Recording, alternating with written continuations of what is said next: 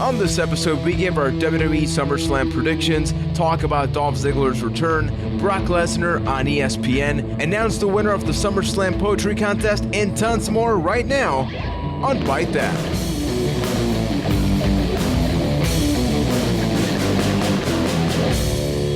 Hey gang, what's going on? You're listening to episode 104 of the Byte That Wrestling Podcast. My name is Keith, filling in for Juan in this intro, because he apparently can't say 104. Now you can pick up the rest of it. Well, yeah, fine. Okay, so you got that first part out of the way. So, yeah, thanks for tuning in and checking out the show. Remember, we are available every single Tuesday night on iTunes, Stitcher, TuneIn Radio, ByteThat.com. And, of course, for this and tons more, go over to our YouTube channel, youtube.com/ByteThatCast. My name is Juan. Keith and Ryan are here, but let's be honest here. There's a situation that's happening that we need to address. We've been ignoring it for months. It's annoying the crap out of us. Ryan is crying at least on a weekly basis for about 4 months. So we're on iTunes, guys, right? Yes. Last time I checked, anyway. So, I've been uploading them somewhere. Yeah, I guess hopefully. iTunes is, yeah. Not Pornhub, right? It's not Fallout 4. So we have the podcast happening every week, and then we look for reviews and all these things that happen, and then for whatever reason, there is a review, 1-star rating about Jim Cornette, and it's our feed. Why?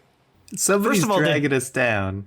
Yeah. Somebody wrote the review for a totally different podcast, and it's been stuck on our front page of iTunes for the longest time. So this is us reaching out to our listeners that if you haven't already, please, if you could, write us an iTunes review. Let's actually get reviews that are for this podcast on our review page. Because what kills me about this whole thing, minus this topic, I don't think we've talked about Jim Cornette once. Except right this now. Entire show. Except right now, exactly.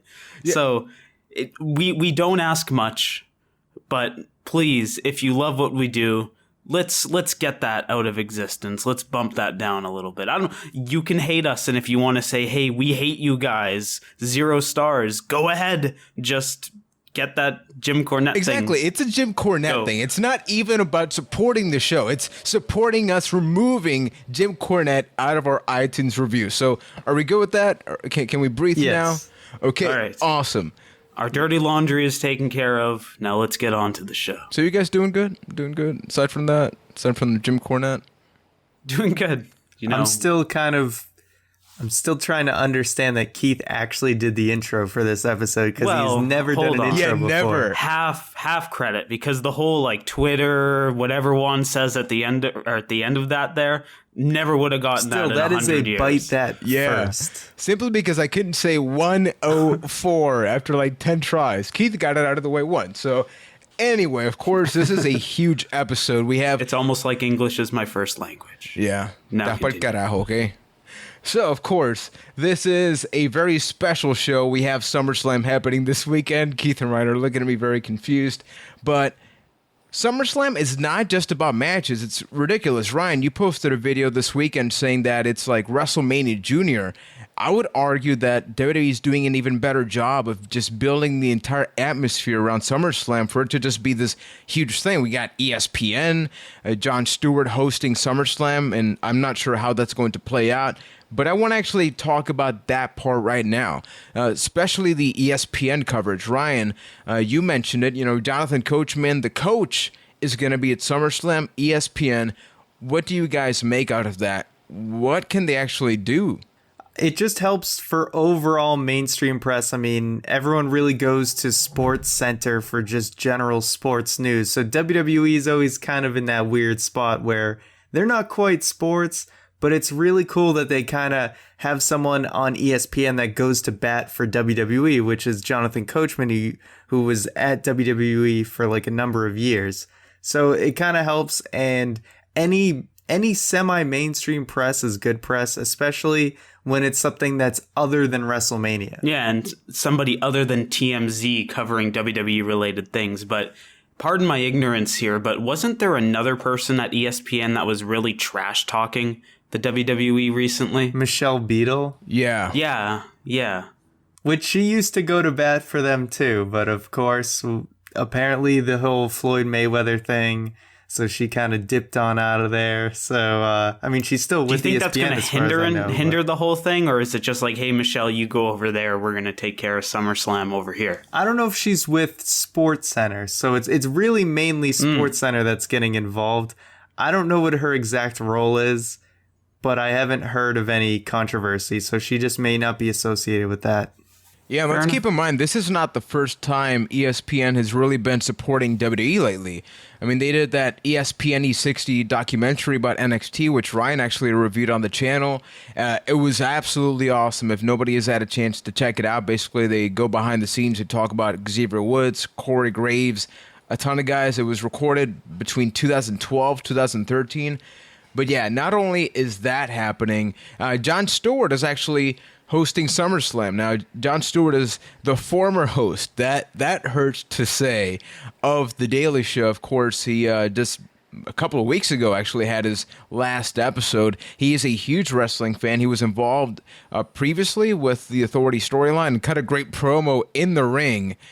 So how do you guys feel about that being added to yet a 4-hour show featuring ESPN also? Getting Jon Stewart, I think, is a huge deal because this is his first major gig after leaving The Daily Show. So I actually saw it a lot in mainstream news today alone. So that's really, really good for them. It's cool that Jon Stewart is a WWE fan.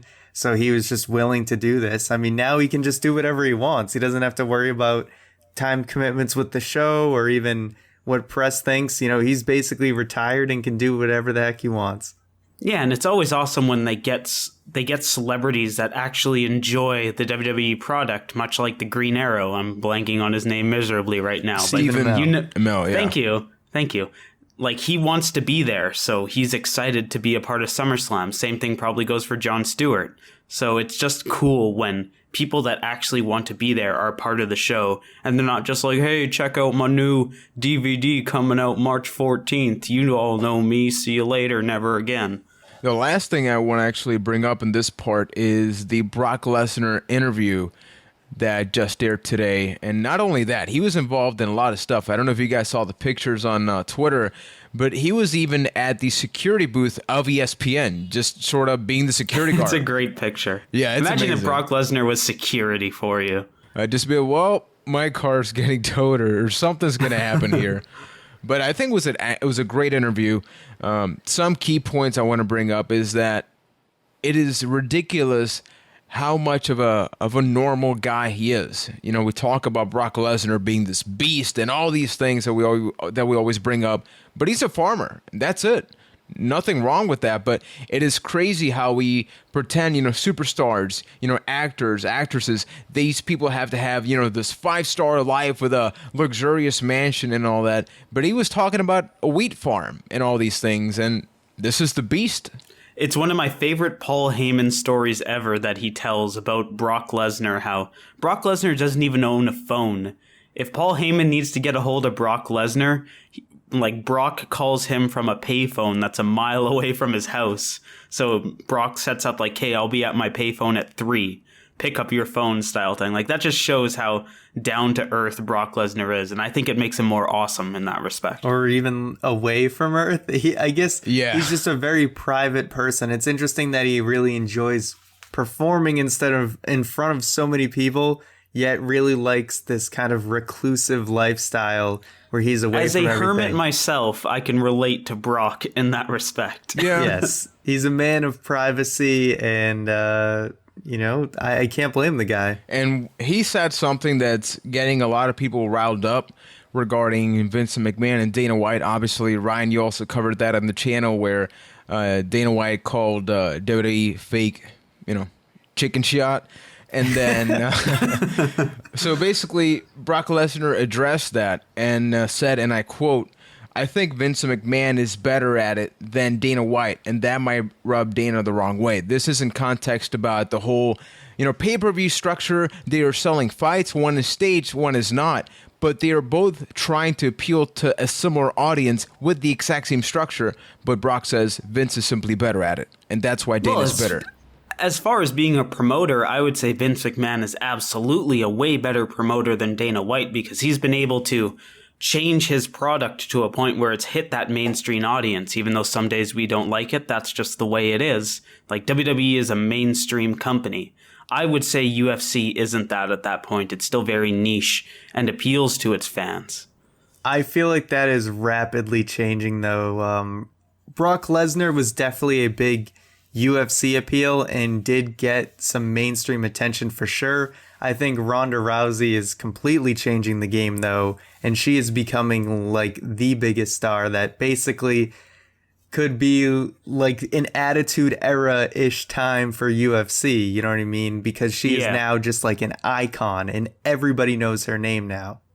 Exactly, So because that could be changing. no, because when you compare Ronda Rousey to, say, the Divas Revolution, with Ronda Rousey, you feel like history is happening there. Before, female competitors were seen as we have females here because they like fighting too.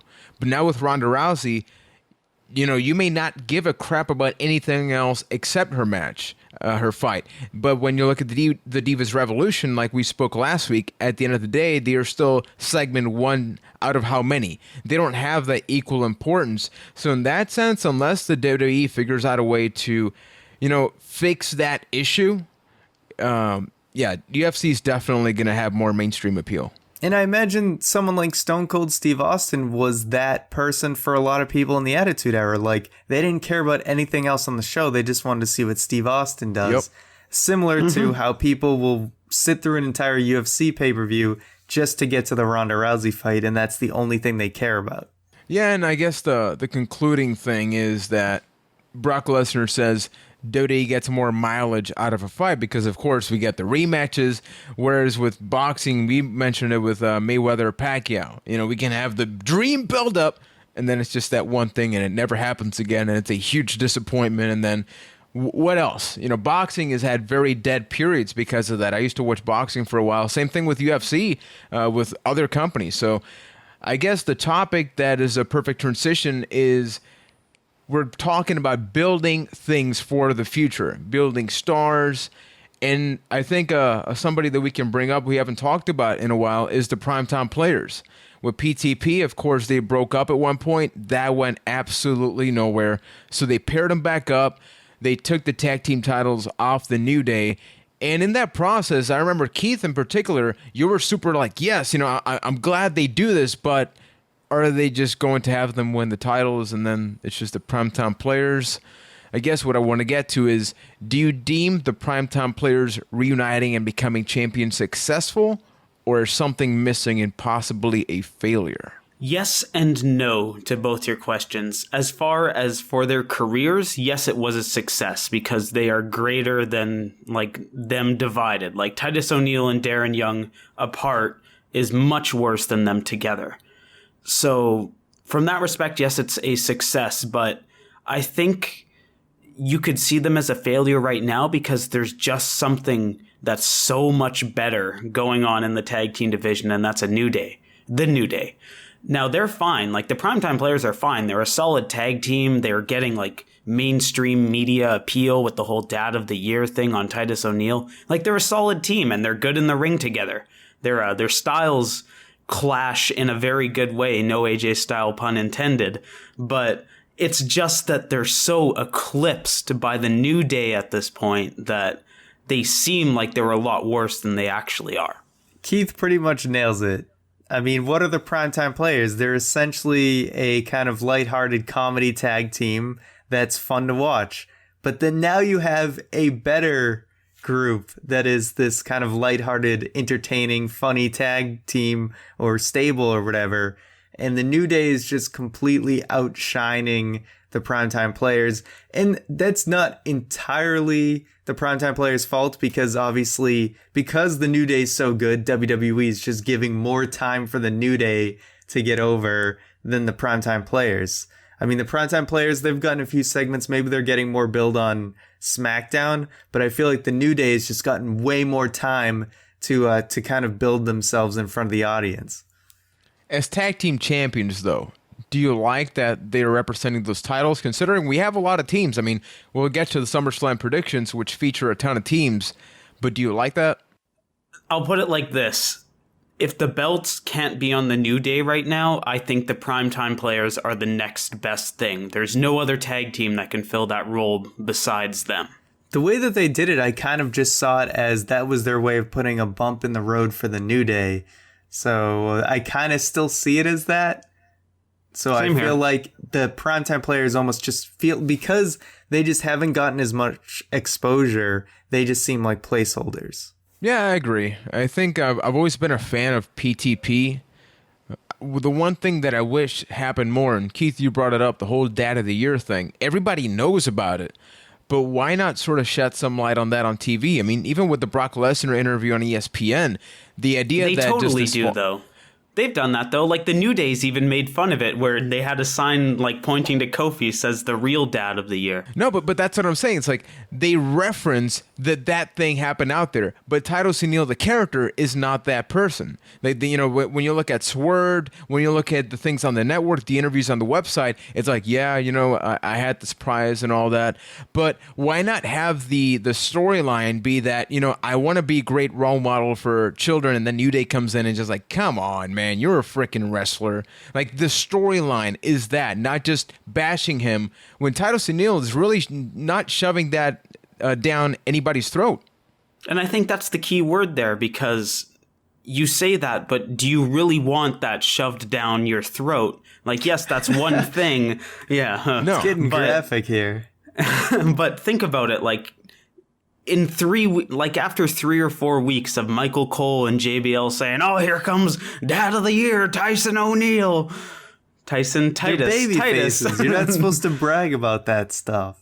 No. Yeah. I guess the way I can't talk this week. I just called him Tyson O'Neil. Hey, you had to do my intro, man. So I know. I used everything up there. No, you did good, though. No, I guess let me re-explain it just to make sure it doesn't just seem like I'm babbling. I think it would be way cooler if Titus O'Neil, the character, was more of a role model wannabe. Like, he was trying to be a role model on TV. He's trying to establish that, and then the New Day is trying to avoid that or prevent that, or finding, like when Punk and Jericho feuded, finding the dark past of that person or something like that. Kind of like when Booker T and Triple H feuded. And it doesn't have to be something that's shoved down our throats every week. It's like, here's this little thing. Titus O'Neil maybe had a dark past. It can be kayfabe or something, but it gives me a reason to really care about PTP, other than they're a cool babyface tag team that are pretty charismatic. But there's a little more element that's contemporary that we even complain about the fact that we sometimes don't get that. I don't know. It seems like way too much character development for my taste. Indeed. No, that's a little something that they need on the entire show. So I think that's a general complaint in just WWE as a whole. So I think that's a good point. But basically summarizing it, they're not giving enough love to PTP, and it's the New Day show and everybody else. Absolutely. Indeed. Now, something I want to get to quickly is Ziggler's back, guys. He did his movie, and then, could it have been more obvious and Raw? There was that awkward moment where you could tell. You guys really aren't excited? No. Really? I actually thought it was cool. I was actually excited to see Ziggler. Nobody could talk today. But Ziggler's back, yes. He's just going back into that Lana Rusev feud, right? Like, exactly. He's returned to do something that was very uninteresting in the first place. So why would you be excited about it this time? I even tweeted about it during Raw. Why the hell does Lana still have an accent? At this point in time, it makes no sense. From a storyline perspective, she is simply the ex of Rusev. It has nothing to do with where she comes from. It still sounds fake. It's not like she's this great accent. Russian. Come on, though. Let's be honest here. Hold on, you were saying it doesn't make sense that someone still has their accent, as if it's like a realistic thing to just drop an accent overnight. Yeah, you're kind of like playing both sides of the field there. You're saying like, yes, people need character development, and then, oh, hey, this person has too much character development with their accent. In that standpoint, it would make perfect sense if the person could have a consistent accent. But how many times, even in the show, we brought up, like, there were 10 words in that promo that were just in a North American accent. So if they can't do it properly, just drop it, have her be yourself, and then do the Ziggler Lana thing, which is still the awkward reason why I don't care about Ziggler. Honestly, it has to do with Lana. I like Ziggler wrestling, but you guys are so whiny about this feud. Fine. I don't even think it's that bad. Fine, just fine. I'll look forward to the match, and then You're just going like it. you're hardcore smarking on this topic. It's just since day one, it felt You so just forced. want them to do like the Kofi Kingston, like, hey, what happened to your accent? And she's just like, eh? No. Hey, don't lump me in on that. I think it's totally fine that she still has an accent. It's just that it's so played out and stale, this whole feud. Like, I want to see Ziggler and Rusev respectively move on to better things and just get this miserable thing over with. I don't even know what you guys are talking about. Last week they brought out the Rusev flag. This week you got Ziggler coming back. I think it's fine. Let's put it this way. I think we found out that this feud does not fit mine and Keith's demographic. I think that's it. This feud, for other people, like, you may like it, and that's awesome. It's simply not the type of feud that I look for. Because there are, I love romance angles, like Randy Savage and Miss Elizabeth. Like, there's things that can definitely work, Triple H and Stephanie, but okay, Ryan, quick question. Do you at any point buy Ziggler and Lana as a couple? No, but I think Summer Rae and Rusev are what has made this great. Yeah, Yes, that is absolutely. definitely. Summer But Rae this has feud excelled. isn't between Rusev And the and fact Summer that Rae. they've kind of been building it without Ziggler, and now Ziggler just kind of, bam, is back. That's what's cool about it. Maybe it's because they've left Ziggler out this long because not because So I you're don't basically like... proving my point No, for not me. because I don't like Ziggler. It's because I don't like the interaction between Ziggler and Lana. So since that's been kind of taken out of the element for now, it's been a lot better. And now Ziggler just comes back and they don't really interact other than Ziggler just beating the hell out of Rusev. So I thought it was good.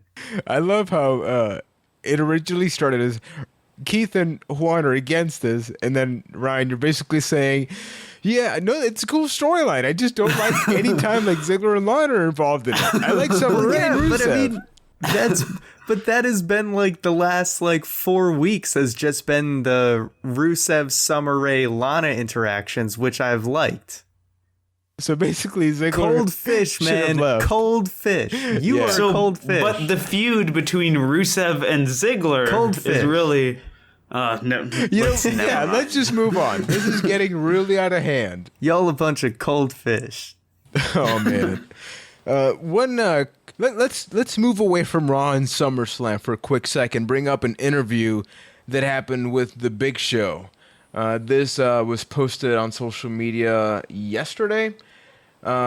He was recently interviewed by Digital Spy in the UK to promote the SummerSlam. He basically says that he's been on TV way too much. His character has lost appeal because of that.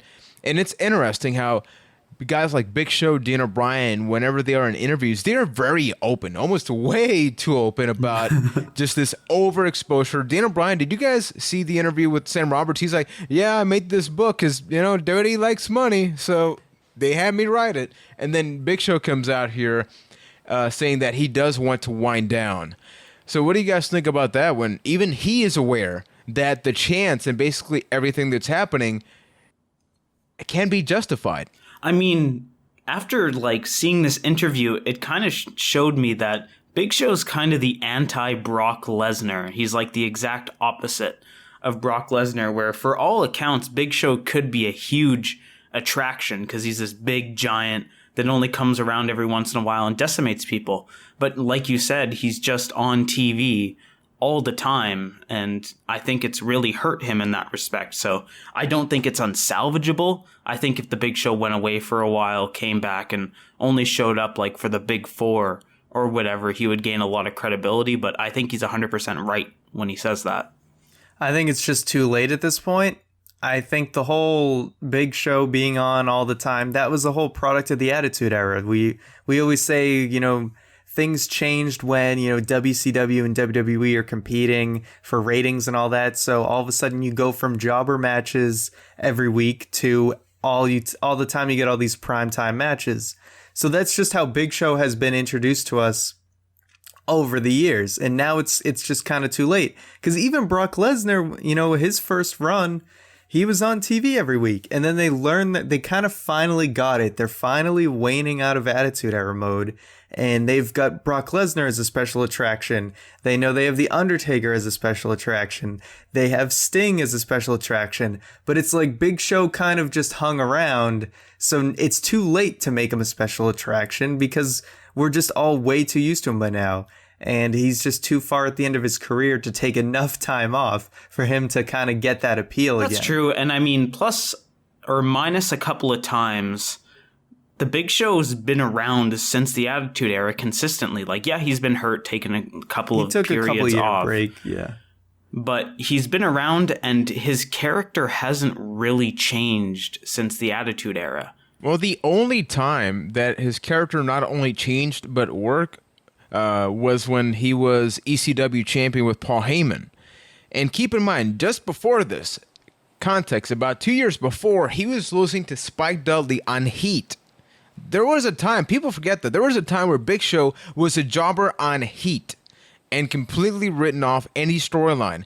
When Paul Heyman has stated this in multiple interviews, when he relaunched ECW, he wanted Big Show to be there because he knew people would hate the fact that he's in there, but he wanted to cherish that hate, and he developed him into a monster. He had that camel clutch that he called the Colossal Clutch, I believe he called it. You know, when he did that swinging camel clutch backbreaker thing, beat the crap out of Sabu, Tommy Dreamer, and it worked. And all it took was, he's a giant, so a giant's going to do what he's going to do, destroy everybody. It was not rocket science, but then it happened, as Ryan just mentioned. Overexposed from WWE, and I think that, as you said, Keith, they can take him out for a couple of months. It doesn't matter. What does he have to do? We complain about that with Kane. I think it's going to end up being the same thing with Big Show. So the retirement chants are probably going to keep happening. Okay, so moving on into a couple of announcements. Remember, NXT TakeOver Brooklyn, New York is happening this weekend, Saturday, in the exact same location as SummerSlam. So Saturday you get NXT, Sunday you get 4 hours of SummerSlam.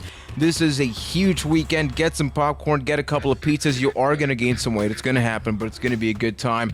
I have my predictions up on the channel. That's youtube.com/Byte That Cast. This weekend, I am going to be technically in Texas, but I pre-recorded a Swerved interview. So that's the parody Jackass type show that's up on the network. Yes, review. Yes, what'd I say? You said Swerved interview. Interview. I'm going to interview Swerve? Yeah. Okay, apparently I'm not. I'm going to review it. We really can't talk this week, but go along with it. That's happening. And then this Thursday, episode 2, season 2 of Fight Night's going up. Remember, you can go to fightnight.com. That's FYTE.com for everything regarding the world of Fight Night. And stay tuned, because after the questions in the podcast tonight, like this podcast, we are going to announce the winner of the SummerSlam Poetry Contest. And obviously follow us on twitch.tv/Byte That, where we'll be streaming a lot of stuff. Maybe some of it's going to go up on the channel. Join the family and hit that follow button. Now, guys, before we move on into the SummerSlam predictions, as I mentioned last week, IGN's going to be doing a weekly spotlight thing where they are going to announce the new people in the WWE 2K16 roster. So we got a ton of people, and a lot of guys that people maybe didn't think were going to be there. You guys read the list or no? I checked it out. I think some good names in there. I know of a couple, but I don't know if I read the whole list. Well, guess what? I'm going to fill you in right now. Yay! Woo! And the dog's in the background too. Barkground. What? Okay, so here we go. So Adam Rose is in the game. We have Bo Dallas. Yes. Brie Bella. Oh my God, guys! Brock Lesnar's in the game. Shocker. Wow. It's a Brocker shocker. Goldust. Heath Slater. Yeah, baby. Now here we go. Hideo Itami is in the game. Okay. Jack Swagger. He's alive. In 2008, I would have been excited about that. Kevin Owens. Would you even been really? Yeah. Let's be honest here. Kevin Owens, guys. He's in. That is a good one. That's one that people maybe weren't too sure about whether that was going to happen or not. So that's cool. Yeah. See, that was a big one, but I saw him in the game, and it doesn't. Maybe it's just me, but it doesn't look like Kevin Owens. I haven't seen it yet, but I've looks heard. off. It looks weird. Yeah, because basically every week they post one entrance, and this week it was him. Yeah, I don't know. I will have to check it out. But let's focus on the positive parts. Meanwhile, Neville's in the game. He was in there last year as part of NXT. This time he is there as WWE. Okay. Nikki Bella. Ric Flair. Woo! Sami Zayn. I like Sami Zayn. And I believe he was in 2K15 as well. Yeah. Yes, he was. Roman Reigns. He's in. Believe that. Stardust. That's cool. Yes. I don't Yeah. think he was. Last year he was not in at Stardust, right? Yeah, no. Arbok, that's who you just reminded me of. I was trying to think, where's that from? Oh, God, that was an Arbok impression. Okay. Sting. But Okay. this time we have current Sting. Last time we got like classic WCW Sting. I wonder if it's going to have, like, terrible hair as the match goes on. Yeah. Is No, he here gonna we have go. like the crazy Japanese entrance too? No idea. Now, here we go. The guy I am legitimately most excited to see in the game, Tyler Breeze, is in the game. That That's is a big actually one. really And he cool. has the selfie stick. I'm pumped. Yes. Wait, is the entrance out? There's a screenshot, and he has the long selfie stick. His face looks a little weird. Not the best screenshot, but yeah. So here's going to be the judge of how much effort they put into the game this year. If Tyler Breeze is in the ring singing his theme as it happens, You're right. we will know just how much effort they put into that game. Well, same thing with the entrance. I mean, are they technically going to have the Titantron play the quote-unquote video? I mean, that's going to be Yeah, a I don't thing. think that's that difficult for them to do. That wouldn't be that difficult. Yeah. But here we go. 2 more. Ultimate Warrior. Okay. And then Long Island Iced Z, one half of the Hype Bros, Zack Ryder. He's That's in the actually game. kind of surprising. Yeah. 2K must really love him. He always seems to just make the cut. But yeah, so far we have a total of 38 people out of Somebody 120. needs the lowest stats, right? Might as well make it Yeah. Zack. Poor guy, Yeah, man. I'll start a career mode. Long live Stevie Richards. But yeah, overall, 38 guys. We'll keep updating each and every week. A lot of cool things happening. So with that being said, guys, I think it's time. It's time we get to our SummerSlam predictions, and then we get to questions, and then the poem. Who's going to win? Been a while since we done one of these. Yeah, and Yeah. we can hold our head up high. I can't. Oh, I'm done. I'm done talking. I'm just gonna do the match thing because it's not working. Okay, here we go. Up first, we talked about it a little bit. Dolph Ziggler takes on Rusev. Let's do Ryan, Keith, and then myself. I'm a little disappointed this wasn't a tag match or anything like that, but maybe they're saving that for later. I'm going to say Ziggler gets the win here because he's got the big return, so I'm picking Ziggler. I have to agree. I want to see Rusev win, but I think just because he just returned, Ziggler's going to win. Yeah, I don't see Rusev winning because then what is the point of Ziggler coming back? So I am also going to choose Dolph Ziggler. Now, Divas Elimination Tag Match. Team PCB versus Team Bella versus Team Bad. I am going to just go with the super babyface team and say that PCB wins this one because it's the Team Bella. It's like it doesn't really involve the Divas title, so they can afford the loss. So I just say PCB takes it. I agree. I think they're going to, like, Sasha Banks beat Nikki Bella on Raw, so now they're just going to, like, build more contenders of people who could potentially knock Nikki Bella off her Divas plateau with the title winning thing. Yes, PCB wins. I am actually going to choose Team Bella. I think this storyline is going to continue until Survivor Series, and then we'll see some kind of split or change or something. So I think Team Bella is going to end up pinning Is this Team Bad at the elimination, end. by the way? Yeah, it's elimination. Yes. like team elimination Well, or it says Diva individual? Elimination Tag Team match. So I'm assuming it's if somebody gets eliminated, then that's the team. But they weren't specific about that.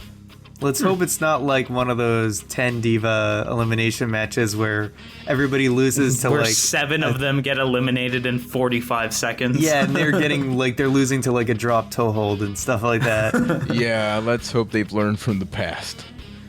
Now, up next, Sheamus versus Randy Orton. It's happening again.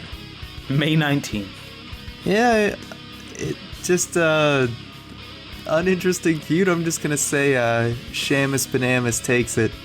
Yeah, I mean, I'm sure their 14th encounter will be a one to remember, but probably not. So I'm gonna say Sheamus takes it. Sheamus is Mr. Money in the Bank, so it's only logical that he loses every match that he's almost involved in. So I'm actually going to say Randy, because historically, Money in the Bank winners have done terrible. And historically, when it doesn't make sense, Randy Orton wins. Hey, it's a match made in heaven. Well, technically SummerSlam. Now, Kevin Owens versus Cesaro. Let's see. This is gonna be a hell of a match regardless of who wins, and it's like both of these guys could really use the win. I think I'm gonna go with Kevin Owens. I think I'm going to go with Kevin Owens as well. I think this has potential to be match of the night, at least from like a technically sound match. But yeah, as much as people are behind Cesaro, I think Kevin Owens deserves the win more than him. I'm actually going to pick Cesaro. Keep in mind the night before, there was going to be a ladder match for the NXT title. I think that Kevin Owens is going to lose both matches and slowly start to lose his mind a little bit. We've seen teases about that in multiple interviews. That being said, Kevin Owens has the potential to be in 2 matches of the night, 2 nights in a row. So that's kind of crazy. Really says everything you need to say. Yeah. Now here we go. Special tag team match. We have Stephen Amell. Did I say it right, Ryan? Yep. Awesome. And Neville taking on the... Oh, what was their name? Somebody said a cool name about The Cosmic Kingdom? The Cosmic Kingdom or something like that. Yeah. King Barrett, or the Cosmic King Barrett, and Stardust. I think, Stephen Amell's the cool celebrity guest, and you got Neville, who they're building up. I think you definitely got to go with the babyface win here. Yeah, I don't think there's any way that team loses. I think that Neville and Amell are going to win, no question. But I'd like to take a moment to say just how awesome the whole Cosmic King and Stardust team is. Like when Stardust gave King Barrett that like Shao Kahn cloak, yeah. it was way cooler than it had any right to be. They clicked. It'd be really cool if Barrett wasn't booked like complete and utter garbage. Yes, it would help. And I think that backstage segment, I know we're not going to talk about this too much now, I just want to say it clicked. Something happened there that it gave me a little bit of goosebumps. I don't know why, but when you just see a team that just works, I didn't expect that to happen, but that backstage segment sort of sold on me. So up next, we have another tag team match. Well, I actually said Stephen Amell and Stardust, right? Did I get my pick? But yeah, that's it. Now, the match that a lot of people are curious to see how it happens, Roman Reigns and Dean Ambrose versus the Wyatt family. See, this one, you could say there might be a heel turn or something going on, because two babyface getting along this much just seems weird. Like, it doesn't seem right. Like, Dean Ambrose is gonna betray Roman Reigns, or maybe even Roman Reigns betrays Dean Ambrose. But either way, I think something's gonna go wrong there, and the Wyatt family, or what's left of it, is going to win this match. They've been playing up the fact that they're best friends just a little too much for something not to happen. So I have to agree with Ryan. I think, we've kind of had this little seed planted in the back of our head about how we're really not going to like this third potential Wyatt family member.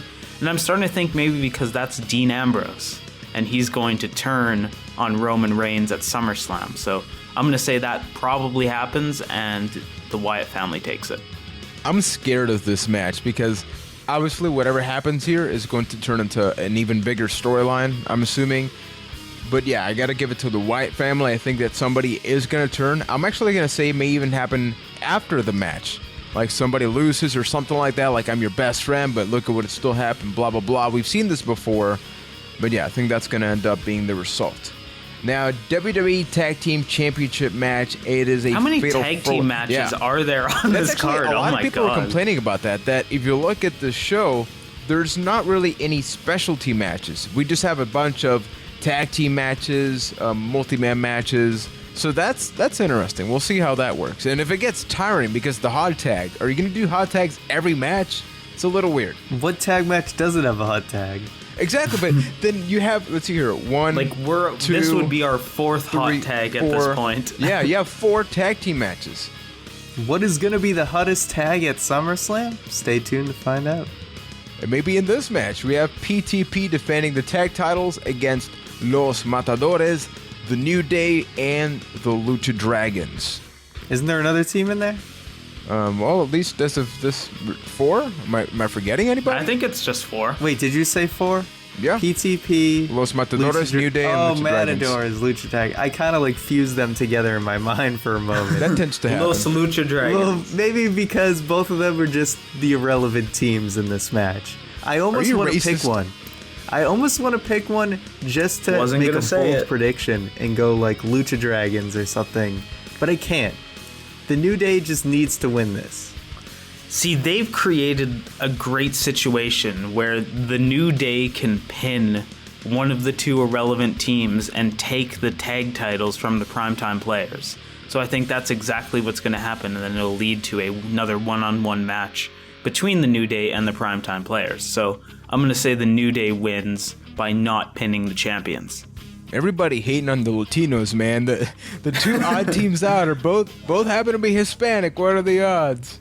But yeah, I'm actually going to say the New Day, and as much as I don't want to say it, they're going to end up putting Los Matadores because it's the most easy way of getting this match out of the way. That being said, looking forward to the match. Expect a lot of high spots, I'm assuming. Now, Intercontinental Championship match. It feels like there's a ton of match. Well, 4 hours. 4 hours, yeah. Yeah. An IC title match. The champion Ryback defends against The Miz and The Big Show. Now, Ryan, can we agree that Keith should probably start this out? Well, at this point, all my chips are on the table. I've been saying it for weeks. At this point, I've probably been saying it for months. The build-up. This match just has to be good. It just has to. But I don't see Ryback losing his title, so I'm going to say Ryback wins. That one night in Canada, just everything clicked, and it Whoa. was just a magical night. And it's way these better than three- One Night in China. Yes, But that's these a whole three other just- story. Hey, don't Google her name. Anyway, those 3 just had just a magical moment together, and they really shared something. But I don't think that's gonna happen. Ryback wins in a meh match. Yeah, I keep waiting. Every single day, I'm like crossing this off. You know, Keith built this match up so much. It's going to disappoint. Like, you have no idea.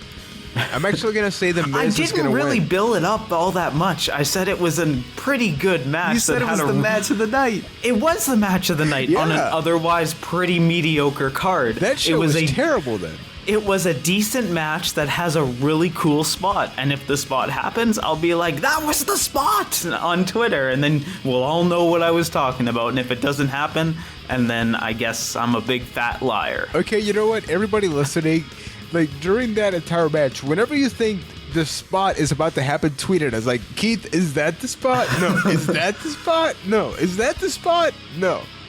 But yeah, I think The Miz is gonna be walking out the new IC champion. Now here we go, main event time. Winner take all WWE World Heavyweight Championship and United States Championship match. Seth Rollins versus John Cena. Brapadu, go on. The winner is nobody. This is, in my opinion, going to have a non-finish, leaving the audience dissatisfied, and the titles stay where they are currently. It just seems so weird for the other one to hold the other title. So I'm going to give 2 predictions here because I feel equally about as confident in both. Where, like Ryan said, there's going to be no contest. Or Seth Rollins wins both, and then Sheamus cashes in, leaving Seth Rollins the United States champion. Which would be hilarious. Yeah. Would people hate that even more technically than the other way? Oh yeah. I don't know. I think that is the most hilarious scenario you could do. With I think it would be so the end good. of the ends with Sheamus as your world champion and Seth Rollins is the most unhappy United States champion of all time. I almost want that to happen just to see what the hell. Are we going to get to see the same reactions as when the streak ended? Almost. But yeah, I agree. I think it may be inconclusive. I don't know why, but I get the feeling that if it is, it's somehow going to involve Roman Reigns. I don't know why, but I get that feeling. Did we all give our predictions for this one? It feels like the conversation just sort of happened. Yeah, that's everything. Well, there we go. That has been it for our Survivor Series Slam. Except for the biggest match of the series. Yeah. Hold on. the last You match. forgot Brock Lesnar versus The Undertaker. I was waiting for that. I legitimately thought we were done. Yeah. Now here we go. This match, everybody cannot wait for it. It is Brock Lesnar, Undertaker 2. It's technically not 2. That's how WWE's building it, not the second time they face off. But, yeah. What do you guys think? Oh, boy. I hope it's better than I think it's going to be. And yeah. I really think Brock Lesnar should win this match. There's obviously a lot of rumors that Undertaker is going to get his win back. But Brock Lesnar, the way that they've booked him, like, he's supposed to be way more invincible than he's looked recently. Brock Lesnar should win this match, and I'm just going to pick him because I'm stubborn as hell. Yeah, I can't disagree with you. Plus, through the entire build-up, The Undertaker has just beaten Brock Lesnar over and over again. It's very similar to the build-up towards WrestleMania 30, really, where The Undertaker just kept beating up Brock Lesnar, and then Brock Lesnar came and ended the streak. So maybe that will just happen again. I hope that's what just happens again, and Brock Lesnar beats The Undertaker. Because really, what does The Undertaker have to gain from this win? Absolutely nothing. You're just, I could rant for hours about that possibility, but I'm just going to choose not to and say Brock Lesnar wins. This may be the one match where I'm actually going to choose Brock Lesnar out of what I usually don't choose. You know, usually I have like, well, WWE's going to go this route, but I choose this. I think it's almost the opposite of the WrestleMania 30. Like, it seems so obvious that Brock Lesnar's going to win this time that maybe that's not what happens. Exactly, and I almost see WWE doing that because the latter seems so obvious. But I'm still going to choose Brock Lesnar because, as you mentioned, what happens after? Then you kill off the one main event part-time attraction that you really have, and for one win. The streak already ended. You can't take that back.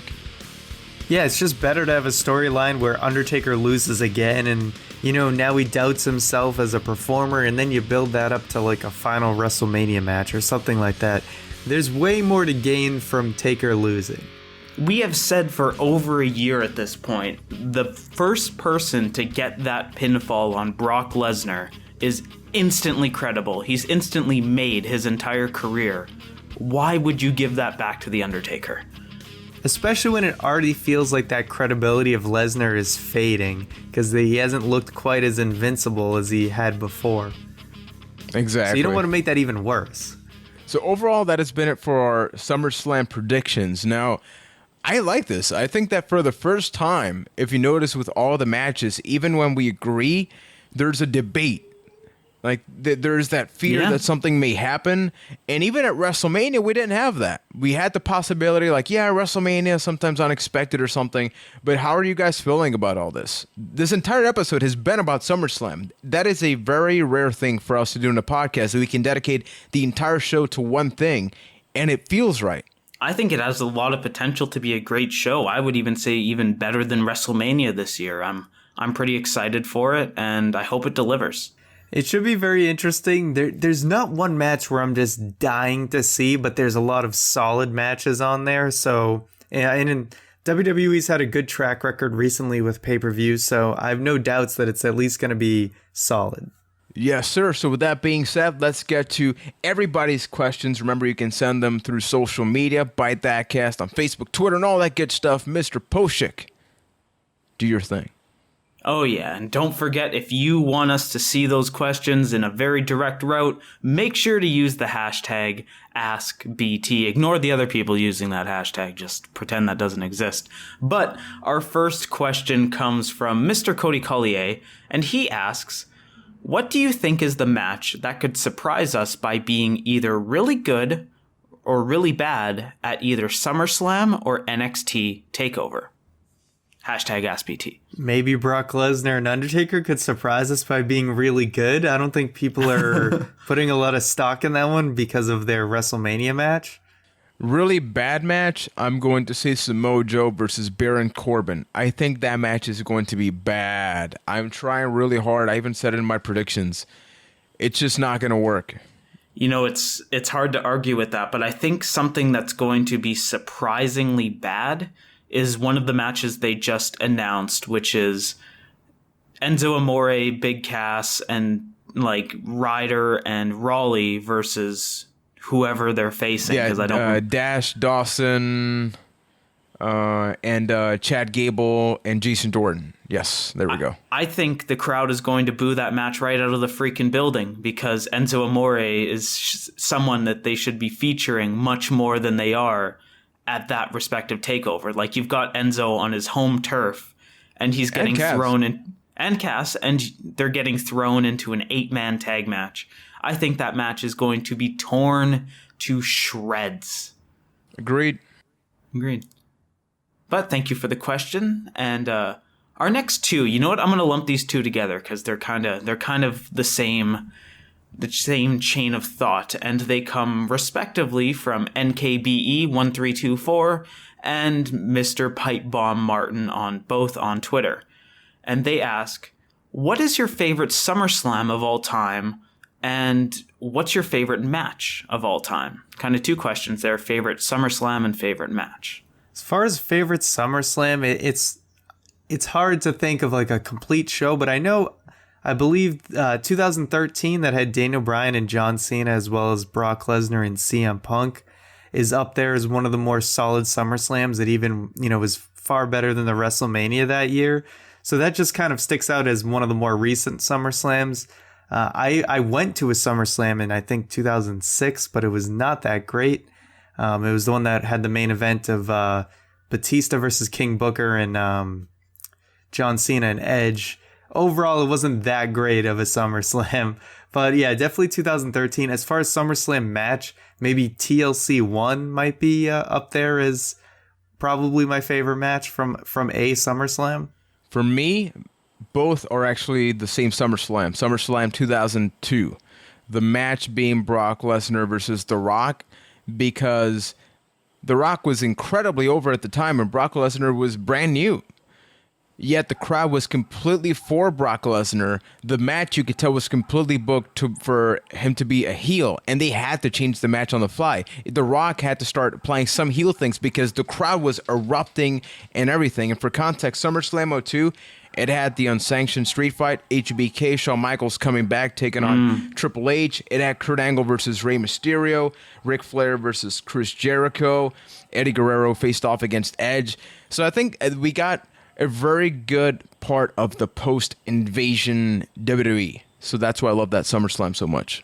That's a really good pick. I was going to say SummerSlam 2000, the same one that Ryan mentioned, had TLC 2 on it. And was it TLC 1? It was TLC 1. It was the first TLC. It was the first they had TLC. The triangle ladder match beforehand. Right. It had TLC 1. The main event was Triple H versus The Rock versus Kurt Angle in a triple threat match for the championship. If you want to see like a 101 on wrestling storytelling, that is a fantastic match to do that. But as far as my favorite match goes, I'm going to say TLC 1 as well. It was a very solid match, and it was one of those pieces to the big puzzle that made Edge and Christian, Hardy Boys, and the Dudleys' careers just a very solid match.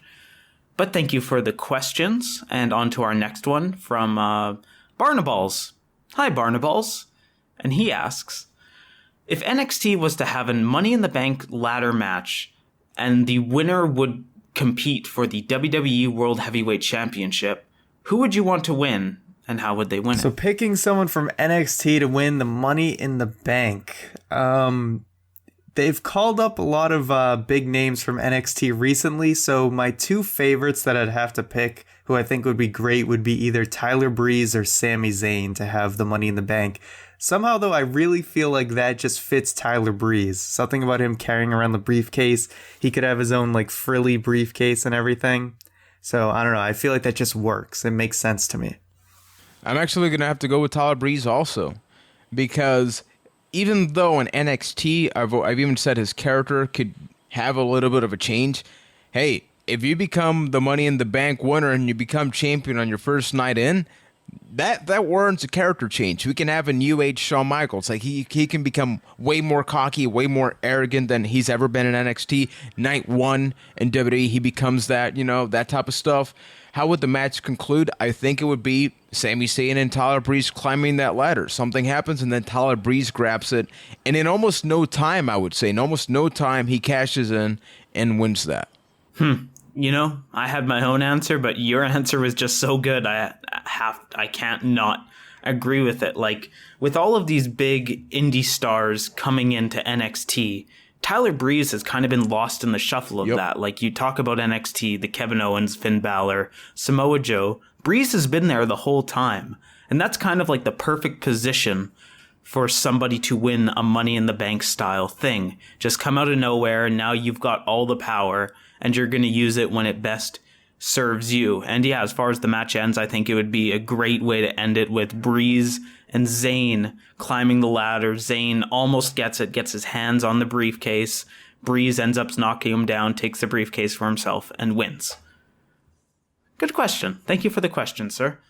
On to the next one from the True Prince of Pro, and he says, I realized recently how badly the WWE has ruined Wade Barrett.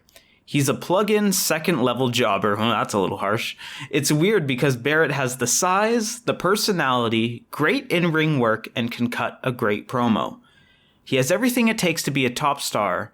Wasting talent is something the WWE has done many times. What I want to know is, what do you guys think are the worst examples of the WWE wasting talent? This is tough to think of on the spot, but definitely, Wade Barrett is obviously that prime example as you outlined. I think Zack Ryder, that's just a story that we've told over and over again, but this was a guy who straight up was really popular and they did everything in their power to waste that. You guys get better answers. I just can't think off the top of my head right now. I can think of a couple people off the top of my head. Somebody that really springs to mind is Perry Saturn, where he was just a hell of a wrestler and he ended up being a guy with a mop.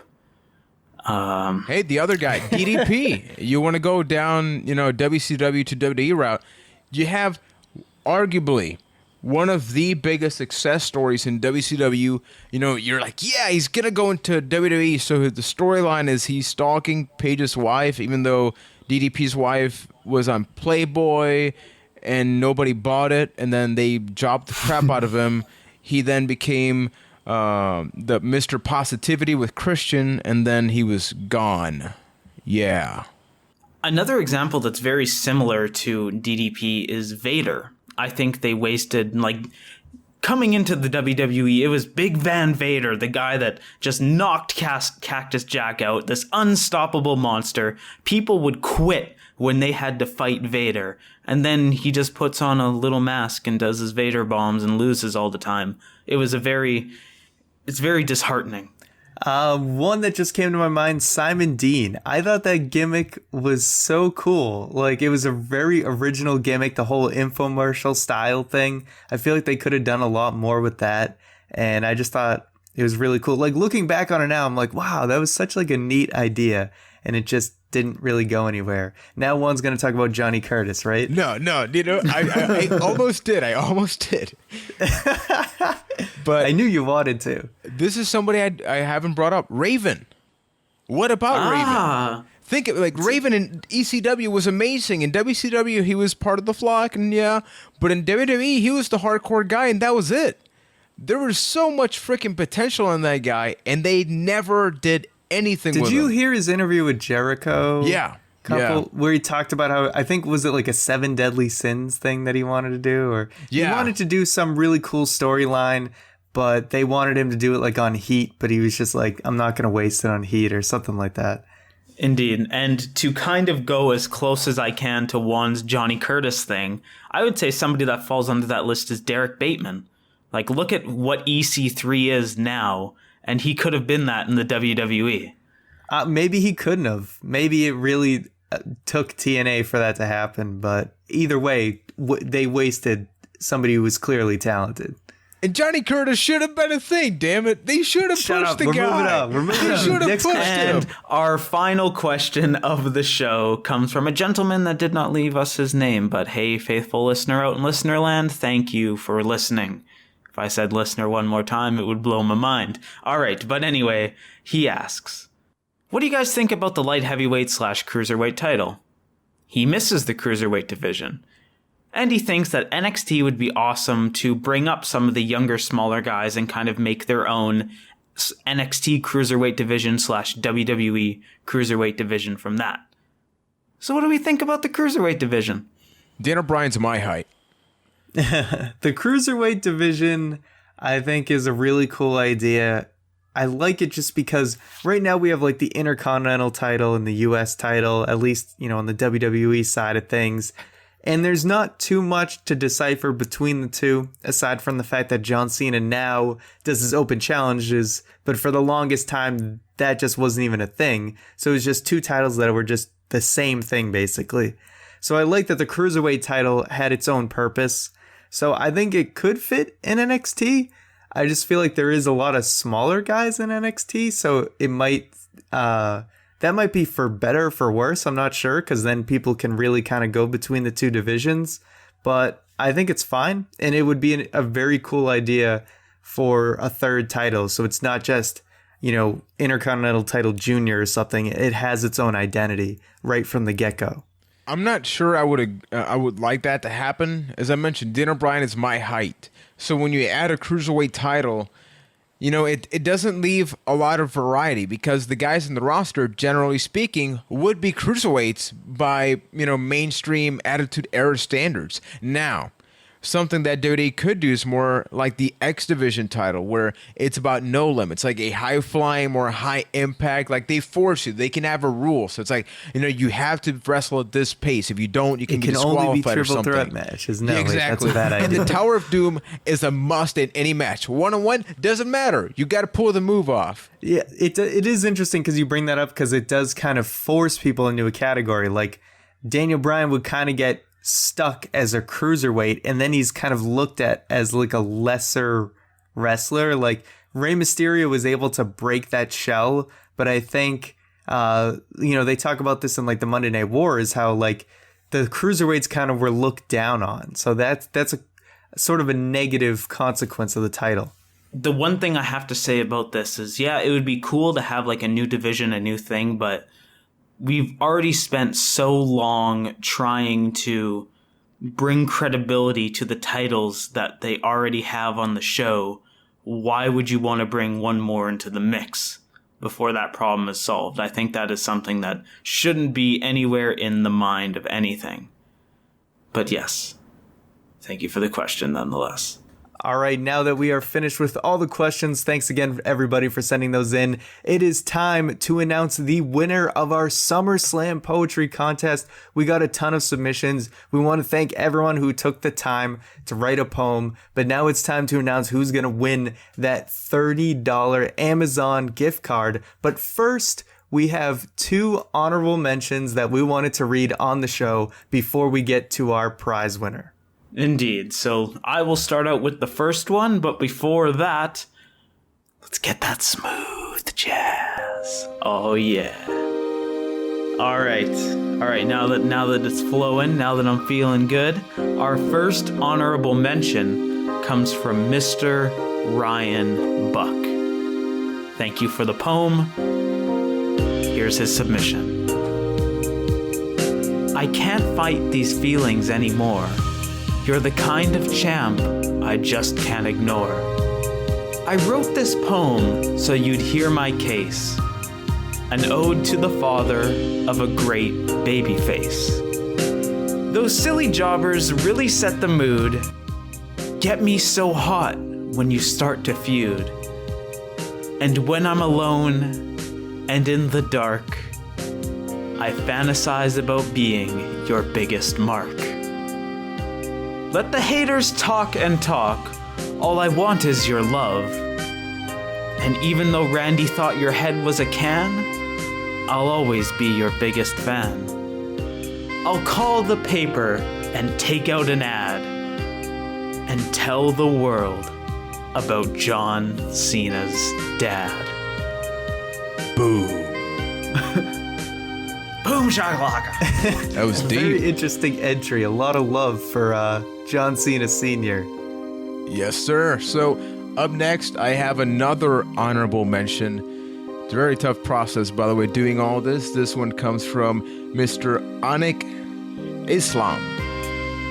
His is titled Super Summer Cena Slam. And it goes like this. Is it a bird? Is it a plane? No, it's Super Cena flying through the air. Whether Reigns, Rusev, or Rollins, Cena doesn't care. When in doubt, never give up, never fear. He'll give you a t-shirt reading, "The champ is here." John is the most creative moveset inventor. We are all hypnotized by his presence at the Barclays Center. Even with a broken nose, he doesn't give a damn. Even with the most losses in SummerSlam. He'll defeat Rollins and win the title. For merch sales, this win is vital. And then he'll bury each superstar one by one, AAs and STFs, till the roster is done. But this isn't it. Then off to NXT, where Cena goes, over on another 23.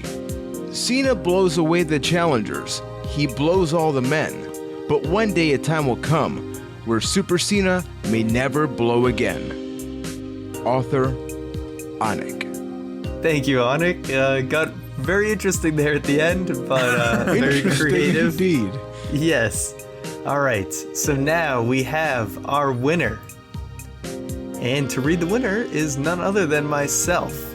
We have the winner. Hey, no. Historically, for winners, we don't do drum rolls.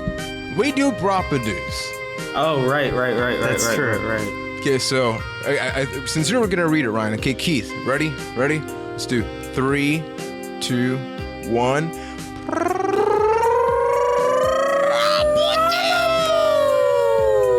The winner is Mr. Gary Gullible here with a poem titled My Name is Paul Heyman.